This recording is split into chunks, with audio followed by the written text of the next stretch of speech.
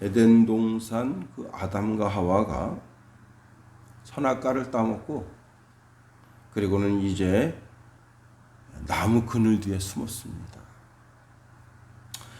이렇게 숨어 있으면 하나님 모르시겠지 하는 그런 마음이죠. 사람이요, 죄를 짓고 나면 희한하게 아버지, 어머니 얼굴 보는 것이 두렵고, 그리고 선생님 얼굴 보는 것이 두렵고, 목사님 얼굴 보는 게 참 두렵습니다. 그래서 죄를 짓고 난 다음에는요, 어둡고 캄캄하고 그런 데를 좋아해요. 예? 그런데 마귀가 바로 그런 것을 좋아하는 겁니다. 아담과 하와는 완벽하게 숨었다고 생각했어요. 그런데 하나님은 그걸 다 지켜보고 계십니다. 아담이 숨어 있는 바로 그 앞에 거기서 하나님이 아담아, 내가 어디 있느냐 이렇게 물어보십니다.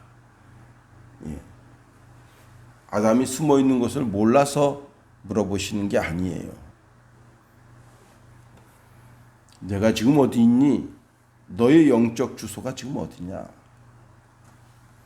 정말 깨끗하고 하나님과 사람 앞에 부끄러움없는 그런 영적 상태냐? 아니면 내가 죄짓고 하나님의 낯을 피할 수밖에 없는 그런 두려움의 마음의 상태냐? 하나님은 아담과 하와의 마음을 감찰하십니다. 자, 그 아담과 하와가 이제 자녀를 낳았습니다. 가인과 아벨. 예. 가인이 아벨을 들로 끌고 가서 돌로 쳐 죽입니다. 그런데 하나님께서 가인에게 물으셨어요. 네 아벨이 어디 있느냐? 예. 하나님은 다 알지만 그래도 가인에게 물으셨습니다. 가인이 아주 천연덕스럽게 내가 내 아우를 지키는 자입니까? 하고 하나님께 대들었어요. 하나님은 내 아우 아벨이 어디 있느냐 물으시면서 회개하고 돌아올 것을 기대하신 겁니다. 시편 기자가 시편 139편 1절에서 4절에 하나님이 감찰하시는 하나님이시다라고 고백하고 있습니다. 여호와여, 주께서 나를 살펴보셨으므로 나를 아시나이다. 주께서 내가 앉고 일어섬을 아시고 멀리서도 나의 생각을 밝히 아시오며 나의 모든 길과 나의 눕는 것을 살펴보셨으므로 나의 모든 행위를 익히 아시오니 여호와여, 내 혀의 말을 알지 못하는 것이 하나도 없으시니이다. 하나님은 나보다 나를 더 잘 알고 계시는 분이 우리 하나님이시다 하는 겁니다. 오늘 보면 9절 말씀에 하나님이 감찰하시는 하나님이시다 그렇게 말씀합니다. 보세요. 9절 여호와의 눈은 온 땅을 두루 감찰하사 전심으로 자기를 향하는 자들을 위하여 능력을 베푸시나니 이 일은 왕이 망령 때에 행하였은즉 이후부터는 왕에게 전쟁이 있으리이다 하매. 예. 하나님은 아사 왕을 왕 되기 그 이전서부터 쭉 살펴보셨다는 거예요. 쭉 과거를 살펴보셨고 현재도 살펴보시고 미래까지도 다 살펴보시는 하나님이시다 하는 겁니다. 자세히 들여다보고 계시대요. 우리가 길을 갈 때 경찰관이 있어요. 그러면 걸음걸이도 좀 조심하죠. 내가 혹시 잘못된 게 있나, 죄진 게 있나, 바르게 행동하고 정직하게 행동하려고 생각합니다. 행동하죠. 하물며 하나님이시겠는가 하는 겁니다. 하나님이 나를 이렇게 지켜보고 계시다고 생각해 보세요. 그러면 죄질 생각을 할 수 있겠어요? 함부로 행동할 수 있겠어요? 우리를 살펴보시는 하나님. 그 하나님. 우리를 두루두루 감찰하신다는 사실을 알아야 됩니다. 자, 오늘 본문 역대하 16장 아사왕의 죽음으로 끝나고 있습니다. 14장, 15장, 16장 아사왕에 대한 이야기입니다. 다시 말하면 하나님께서는 쭉 아사왕을 살펴보셨다는 거예요. 14장에서도 아사왕이 종교개혁을 하고 정말 깨끗하고 정결한 마음으로 하나님 섬긴 것을 압니다. 또 15장에서 하나님의 선지자의 말씀을 듣고 하나님을 찾고 전심으로 하나님 의지했던 거 다 알아요. 이제 말년입니다. 인생 말년인데 인생 말년에 더욱더 하나님 의지하고 바라보기를 원하는 마음 하나님께서 간절해서 선지자 하나니를 보내십니다. 그리고 끝까지 내가 너를 지켜보고 있다. 그러니 너 끝까지 마지막 숨 거둘 때까지 내 마지막 피 한 방울, 내 마지막 땀 한 방울 하나님의 영광을 위해서 흘리고 살아라 말씀해 주시는 거예요. 성경은 아사왕이 제 3대 왕으로서 분열 이후의 3대 왕으로서 다윗과 같이 하나님 보시기에 정직했다. 그렇게 평가하고 있습니다. 먼저는 남색하는 자들을 추방하고 우상을 제거하는데 국력을 쏟았습니다. 심지어 그 모친이 아세라 목상을 만들어서 섬깁니다. 그래서 왕 어머니가 이제 그 어떤 왕의 위치에 있잖아요. 그래서 그걸 직책을 뭐라 하나 그 직책을 파하고 일반 평범한 여인으로 돌아가게 하고 그리고는 그 우상을 찍어서 기드론 시내가에 불살르고요. 신당을 헐지를 않았어요. 그러나 그는 일평생 하나님 앞에 온전했다. 그렇게 말씀하고 있습니다. 그리고 그 부친이 구별해서 하나님께 드리려고 했던 제물, 자기가 하나님께 드리려고 했던 그 제물을 하나도 빼먹지 않고 다 하나님께 바쳤습니다. 그리고는 하나님의 선지자의 말씀을 듣고 더욱더 우상 제거하는 데 힘을 쓰고 온 국민들에게 하나님을 찾아라. 너가 하나님 찾으면 하나님도 너를 찾아오신다. 율법을 준행해라. 그 하나님 말씀대로 살아라. 그리고 산당과 태양상을 제거하고 종교계에게 힘을 다했습니다. 그리고 나라가 태평할 때 예루살렘 성을 재건하고 성과 망대를 건축했습니다. 그럴 때 북이스라엘이 110만 명의 군대를 끌고 남유다를 쳐들어왔는데 남유다의 군대가 58만이었어요. 그 군대를 가지고 반밖에 안 되는 거예요. 반밖에 안 되는 숫자 가지고 이스라엘 어떻게 이기겠어요? 그래서 하나님께 기도합니다. 하나님, 강한 자와 약한 자 사이에 주밖에는 도와줄 이가 없사오니 우리 하나님 여호와여 우리를 도우소서. 간절히 기도할 때 하나님께서 이스라엘 군대를 전멸시켜 주셨어요. 자, 그랬던 아사 왕이 말년에 변질됐습니다. 그것이 오늘 본문의 내용이에요. 자, 아사왕 36년이 됐습니다.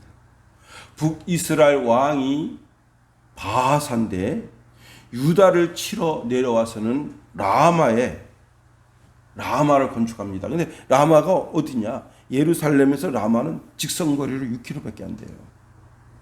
턱 밑에다가 성을 견고하게 쌓고 있습니다. 이 성을 견고하게 쌓는 이유가 뭐예요? 예루살렘을 쉽게 공격하기 위해서. 그리고 군대를 주둔해도 어떤 위협을 받지 않게 하기 위해서. 성을 쌓고 나면 이제 전쟁이 일어나는 거예요. 불보듯 뻔한 거예요. 자, 그랬을 때 그가 어떻게 했느냐? 여호와의 전에 곳간에 금과 은, 자기 곳간에 금과 은을 내다가 아람 왕 벤하닷에게 사람을 보내서 바하사를 좀 공격해 주십시오. 이렇게 요청하게 된 거예요. 이게 가만히 생각해 보면요, 이 참 지혜로운 거예요. 아사 왕이. 왜? 내가 직접 전쟁에 임하게 되면 어떻게 돼요? 내 군사가 죽고 내 백성이 피해를 보잖아요. 그러니까 나는 돈만 조금 지불하고 전쟁 좋아하는 아람 왕한테 전쟁 좀 해서 그 가서 남의 성 좀 가서 털고 거기 있는 금은보화 다 당신 거 만들고 여기 내가 금은보화를 주니까 당신 그것 때문에 부자 되고 그 다음에 이스라엘 성을 쳐서 거기서 금은보화를 훔쳐오니 또 부자 되고 얼마나 좋냐 이게. 다시 말하면 아사 왕이 자기 지혜로 자기 명철로 이거 참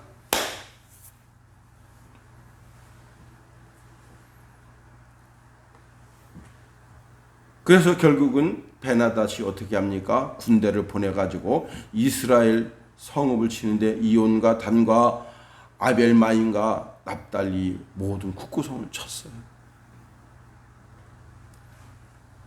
바하사가 깜짝 놀래가지고 이 라마의 성 건축한 일을 그치고 자기 원래 본성으로 돌아가게 됐습니다. 그때 아사왕이 바하사가 건축하고 남은 돌, 목재를 가져다가 게바와 미스바를 건축하게 되었을 때 하나님의 선지자 하나냐가 가서 책망했습니다. 오늘 본문에 보니까 왕이 아람 왕을 의지하고 왕이 하나님 여호와를 의지하지 아니하였으므로 아람 왕의 군대가 왕의 손에서 벗어났나이다. 구스 사람과 룻 사람의 군대가 크지 아니하며 말과 병과가 심히 많지 아니하더이까. 그러나 왕이 여호와를 의지하였으므로 여호와께서 왕의 손에 넘기셨나이다. 여호와의 눈은 온 땅을 두루 감찰하사 전심으로 자기를 향하는 자들을 위하여 능력을 베푸시나니 이 일은 왕이 망령되이 행하였은즉 이후부터는 왕에게 전쟁이 있으리이다. 그 전에 지금 이 일이 있기 그 전에 이제 구스 그다음에 룹 사람들이 유다를 침공했을 때 하나님의 도움을 입어서 아주 그들이 강력했잖아요. 강력했잖아요. 그들이 연합군을 탁 해가지고 왔지만 아사 왕이 멋지게 물리셨잖아요. 하나님의 도우심을 덧입었어. 그런데 왜 지금 인간적 지혜를 의지하냐 이게. 하나님께 묻고 하나님 내가 어떻게 해야 되겠습니까? 저 이스라엘 왕 바하사가 저거 라마에다가 지금 성을 쌓고 있는데 어떻게 하면 좋겠습니까? 아니 목사님들 불러서 목사님들 좀 기도 좀 해보시오. 저 어떻게 하면 좋겠어? 이렇게 해서 하나님께 물어서 그 일을 치렀으면 얼마나 좋았겠느냐 하고 하나님의 말씀을 전했더니 왕이 화가 그냥 보통 난 게 아니에요. 그리고 하나님의 선견자를 감옥에 가두고 몇 사람을 또 같이 가둔 거예요. 거기서 끝난 게 아닙니다. 이게 36년에 그랬는데 39년째 됐어요. 36년, 37, 38, 39.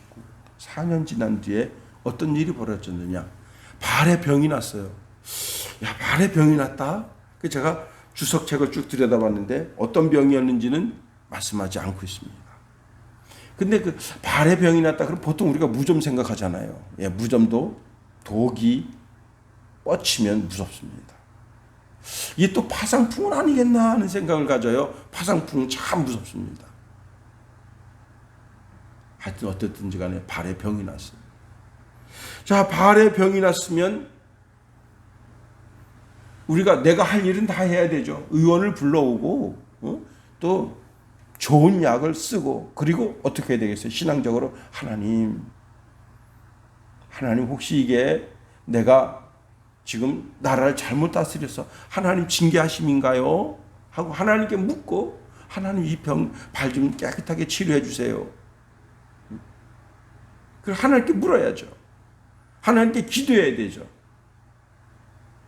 그런데 하나님을 의지하기는커녕 의사를 의지했다. 그래서 2년 동안 고통당하다가 죽었다. 2년 동안 39년 그때 발병했는데 41년, 2년 동안 그 발병으로 인해서 고통당하다가 결국은 죽게 됐다 하는 겁니다. 근데 성경은 그렇게 말하고 있어요. 그가 어떻게 했느냐? 하나님을 구하지 않았다. 이스라엘 바사가 라마에 성 쌓을 때도 하나님께 구하지 않았고, 이게 국가적인 일이죠. 국가적인 일에도 하나님을 구하지 않고 개인적인 일에도 하나님을 구하지 않았다. 완전히 하나님께로부터 떠났다. 하나님은 우리의 모든 행위를 살펴보신다. 우리의 소위를 보고 계신 거예요. 작은 일에 내가 내 능력으로 할 수 있어 하고, 하나님 잠깐 계세요. 내가 요 일은 내가 할 수 있을 것 같아요 하고, 하나님 그거 원치 아니하신다. 하나님은 나의 왕이 되시고 나의 주가 되신다. 자, 제가 우리 집의 주인이죠. 누가 와서 주인장 계시오. 그 주인장이 김용호잖아요. 내가 내 집에서 일어나는 모든 일을 다 알아야 돼요. 김선혜, 김성찬, 김성훈, 그리고 그 형제들과 또 친구들과 관계되는 모든 것 다 알아야 돼요. 다시 말하면 내 일생 모든 것 하나님께 하나님 다 하셔야 돼요. 왜? 그분이 나의 주인 되시니까. 그분께 미주알 고주알 아뢰면서 하나님 이렇게 해주시면 안 돼요 하고 기도하면서, 그게 하나님이 나의 왕 되심과 나의 주 되심을 고백하는 거예요. 더 나아가 하나님은 하나님을 향하여 전심으로 하나님을 향하는 자에게 하나님도 향하신다. 9절 말씀 보세요. 여호와의 눈은 온 땅을 두루 감찰하사 전심으로 자기를 향하는 자들을 위하여 능력을 베푸신다. 아사 왕이 젊었을 때, 왕 됐을 때 하나님을 추구했던 그 뜨거운 열정이 끝까지, 무덤에 들어갈 때까지 내 마지막 피 한 방울 하나님 영광 위해서 쓴다. 내 마지막 땀 한 방울도 하나님의 영광을 위해서 쓴다. 내가 마지막 내뱉는 호흡도 하나님의 일을 하다가 내뱉는 삶이 되겠다. 그리고 멋지게 했었으면 하나님께서 얼마나 아사를 크게 들어서 역사하셨겠어요.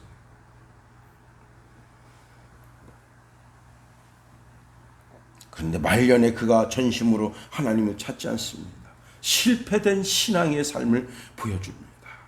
하나님 의지하기보다는 자기 지식을 의지하고, 하나님 의지하기보다는 자기 주변에 있는 명의. 우리가 텔레비전에 명의라고 하는 제목으로 나오잖아요.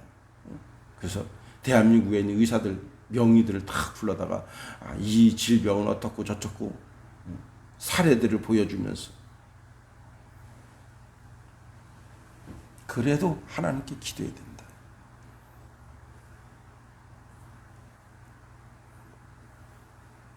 신일교회에 있을 때 그 권사님, 신권사님,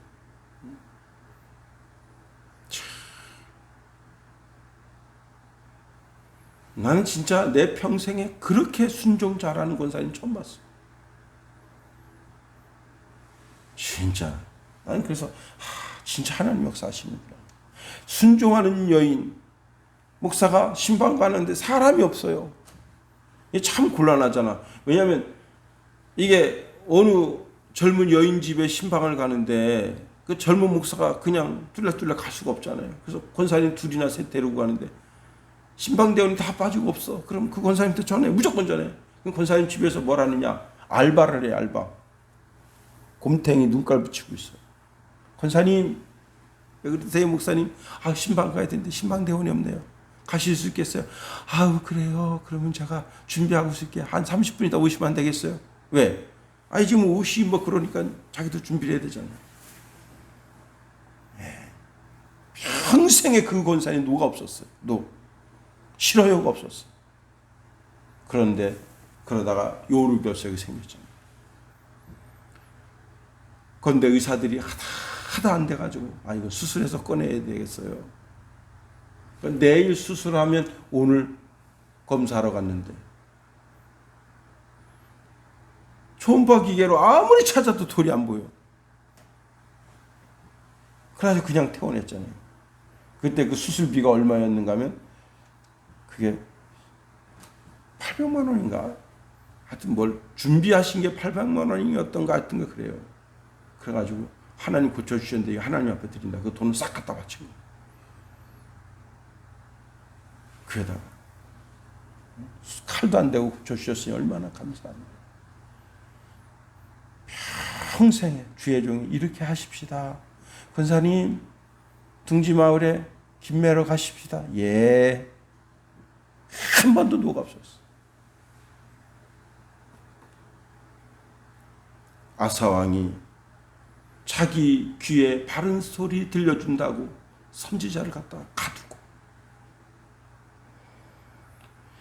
자기 몸에 병이 났으면 당연히 하나님께 엎드려 기도하죠. 하나님 이거 고쳐주세요. 저도 그래요. 이번에 화이자 백신 맞고 얼마나 아픈지 그냥 첫날은 괜찮대 이튿날 굉장히 아프더라고. 그래서 열도 오르고 그래가지고 배드민턴 치러 가려다가 아들한테 묻습니다. 얘야 아들아 많이 너 같으면 어떡하겠냐. 어떻게 해요?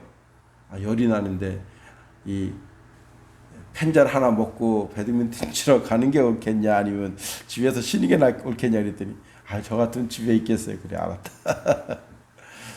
그래도 뭐예요? 약 먹으면서 하나님 제가 이거 약을 먹지만 하나님 좀 고쳐주세요.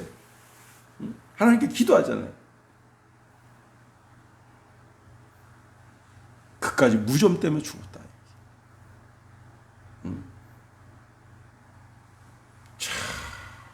무좀이 합병증으로 번지면서 결국은 그 목숨을 위협하게 됐다. 초지일관이라는 단어가 있어요. 초지일관. 처음에 마음 먹었던 그 마음이 변하지 않고 끝까지 내 마지막 숨 거둘 때까지